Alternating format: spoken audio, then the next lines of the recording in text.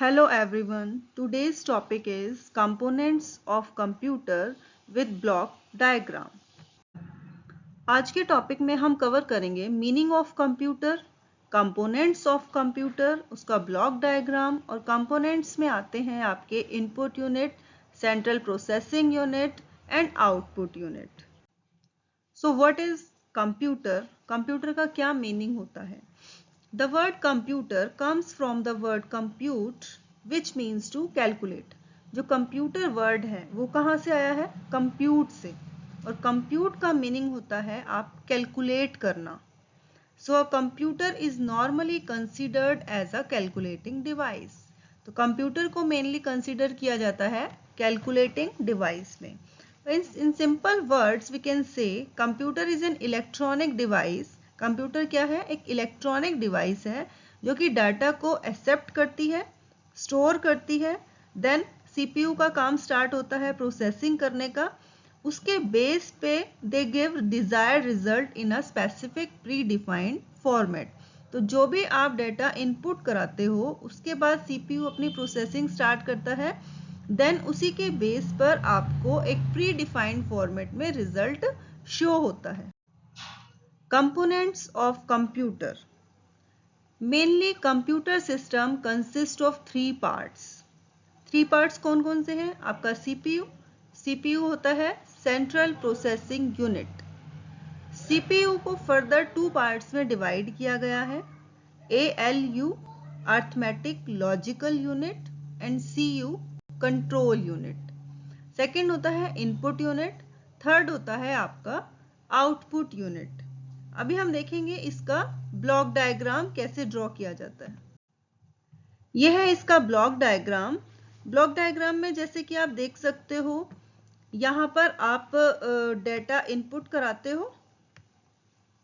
जैसे ही हम इनपुट कराएंगे, जो भी यूजर है यूजर डाटा को इनपुट कराएगा। इनपुट किया हुआ डाटा कहाँ पर जाता है? आपके सीपीयू के पास। और सीपीयू में कौन कौन से पार्ट्स होते हैं? कंट्रोल यूनिट और अर्थमेटिकल यूनिट। अब जो सीपीयू है जहां पर पूरी प्रोसेसिंग की जाती है, इस प्रोसेसिंग के बाद ही यूजर को आउटपुट मिलता है, और आउटपुट यूजर को किस फॉर्म में मिलता है? इंफॉर्मेशन की फॉर्म में। तो जो भी डाटा एंटर कराया जाता है वो जो भी डाटा एंटर कराया जाएगा इनपुट डिवाइस के थ्रू डाटा एंटर कराया जाता है। इसमें होता है सीपीयू। सीपीयू की फुल फॉर्म होती है central processing unit. Central processing unit, जैसा कि अभी मैंने बताया कि यूजर इनपुट देता है डाटा की फॉर्म में, रॉ मटेरियल की फॉर्म में, और किस के थ्रू? इनपुट डिवाइस के थ्रू, जैसे कि कीबोर्ड, माउस, इसके थ्रू डाटा इनपुट कराया जाता है। सीपीयू के पास डाटा आएगा। सीपीयू होता है सेंट्रल प्रोसेसिंग यूनिट। सीपीयू सारी की सारी प्रोसेसिंग करता है। सीपीयू को बोला जाता है brain of computer. Brain of computer. The CPU is an electronic hardware device which can perform different types of operations such as arithmetical and logical operation and CU control unit. तो CPU के further two parts होते हैं, एक होता है arithmetical logical unit और second point होता है कंट्रोल यूनिट। अब है कि कंट्रोल यूनिट क्या होता है? CU। CU होता है control unit. Control unit control all the activities or operations which are performed inside the computer system. Means जो भी कंप्यूटर में जो भी कंपोनेंट्स, जिस भी कंपोनेंट्स को कंट्रोल यूनिट बताता है कि उसे क्या करना है, लाइक इनपुट डिवाइस से उसे क्या कराना है, मेमोरी से क्या काम कराना है, तो कंट्रोल यूनिट का काम है सिग्नल को सेंड करना। जैसे ही वो सिग्नल सेंड करता है वो वाला कंपोनेंट उस काम को करना स्टार्ट कर देता है। When control unit receive an instruction set or information, it convert the instruction set to control signal. Then these signal are sent to the central processor for further processing. Control unit understand which operation to execute accurately and which order. तो control unit ही decide करता है कि सारे के सारे components को कैसे काम कराना है, कैसे उन्हें कंट्रोल करना है। अर्थमेटिक एंड लॉजिकल यूनिट का काम क्या होता है? अर्थमेटिक मीन्स जितनी भी कैलकुलेशन होंगी, like addition, subtraction, multiplication, division, वो सारे का सारा इस टाइप के टास्क को कौन परफॉर्म करेगा? आपके अर्थमेटिक यूनिट। और जितना भी लॉजिकल काम होगा वो कौन देखेगा? आपका लॉजिकल यूनिट। सेकेंड पॉइंट आपका आता है मेमोरी। मेमोरी क्या होता है कि जो भी आपने डेटा बनाया है या जो भी काम आपने किया है उस डेटा को स्टोर करना। तो स्टोर करने के लिए आपको रिक्वायरमेंट होती है मेमोरी की। और मेमोरी के कितने टाइप्स होते हैं? मेमोरी के टाइप्स, 2 टाइप्स की मेमोरी होती है। एक होती है आपकी प्राइमरी मेमोरी, सेकेंड होती है आपकी सेकेंडरी मेमोरी। तो प्राइमरी मेमोरी होती है जो कि सीपीयू के अंदर होती है, और सेकेंडरी मेमोरी होती है जो एक्सटर्नल पार्ट होता है। लाइक प्राइमरी मेमोरी को आगे डिवाइड किया गया है 2 टाइप में, रैम, रैंडम एक्सेस मेमोरी, और ROM, read only memory. Secondary memory क्या होती है कि लॉन्ग टर्म के लिए अगर आपने अपने डाटा को स्टोर करना है, फॉर एग्जाम्पल अगर आप अभी बीसीए फर्स्ट ईयर के स्टूडेंट हो और आपने जो भी सब्जेक्ट्स अभी पढ़े हैं वो डेटा या वो नोट्स को आप स्टोर कर कर रखना चाहते हो। अगर आप सेम नोट्स को अपने कंप्यूटर में स्टोर करके रखोगे, सेव करके रखोगे, तो कंप्यूटर की मेमोरी वेस्ट होती है। आपको इन फ्यूचर, इट मीन्स आपको 3 साल, 4 साल, 5 साल के बाद वो नोट्स की रिक्वायरमेंट है, तो आप क्या करोगे? सेकेंडरी मेमोरी में उस नोट्स को या उस डेटा को स्टोर कर कर रखोगे।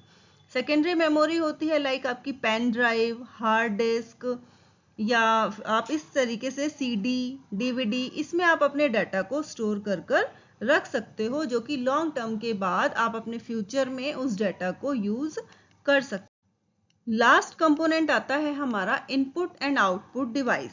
तो फर्स्ट है आपका input device. There are some important features of input device which are given below.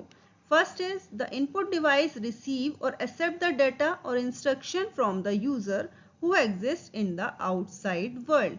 तो input device का मतलब क्या है? जो यूजर होता है वो डेटा को या इंस्ट्रक्शन को इनपुट करा रहा है। These device convert the data instruction into the machine readable form for further processing.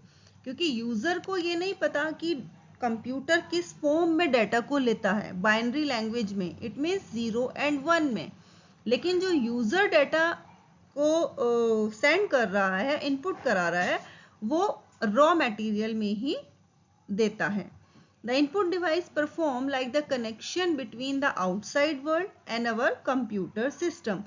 तो input device किस कनेक्शन को परफॉर्म करता है? यूजर के टास्क को, जो कि कंप्यूटर उसको समझ सके। इनपुट डिवाइस के एग्जांपल हैं आपके कीबोर्ड, माउस।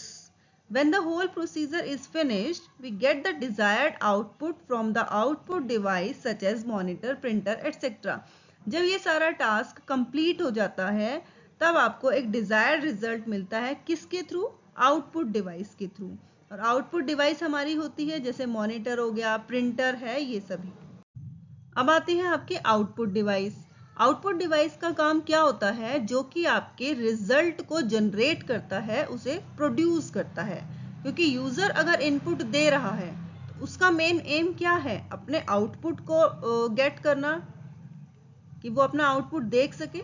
तो वो जो आउटपुट उसको मिलता है वो आउटपुट डिवाइस के थ्रू मिलता है। और आउटपुट डिवाइस कौन कौन सी होती है? जैसे प्रिंटर है, मॉनिटर है। आप कीबोर्ड के थ्रू इनपुट देते हो, देन सीपीयू अपना काम स्टार्ट करता है। उसके बाद आउटपुट डिवाइस का काम स्टार्ट होता है कि वो रिजल्ट को जनरेट करता है, मॉनिटर पर, स्क्रीन पर यूजर को शो करता है। इस आउटपुट डिवाइस के फीचर्स क्या हैं? These डिवाइस रिसीव और accept the data in the binary form. जब यूजर इनपुट देता है वो सिंपल अपनी लैंग्वेज में इनपुट देगा, फिर उसे कन्वर्ट किया जाता है बाइनरी कोड में। लेकिन जब आउटपुट डिवाइस के थ्रू यूजर को रिजल्ट दिखाया जाता है वो किस फॉर्म में होता है? वो होता है ह्यूमन रीडेबल फॉर्म में। मीन्स कि जब ह्यूमन को क्या है, बाइनरी कोड समझ में नहीं आएगा कि इसका आउटपुट क्या दिखाया जा रहा है, तो जब उसका आउटपुट बाइनरी कोड में होता है तो मॉनिटर पर जब स्क्रीन पर डाटा को शो किया जाता है वो किस फॉर्म में होता है? आपका ह्यूमन रीडेबल फॉर्म में। These device produce the converted result and show the user। जब इसे कन्वर्ट कर दिया जाता है बाइनरी कोड से ह्यूमन रीडेबल फॉर्म में, उसके बाद ही यूजर को कन्वर्टेड रिजल्ट ही शो किया जाता है स्क्रीन के ऊपर। Thank you so much.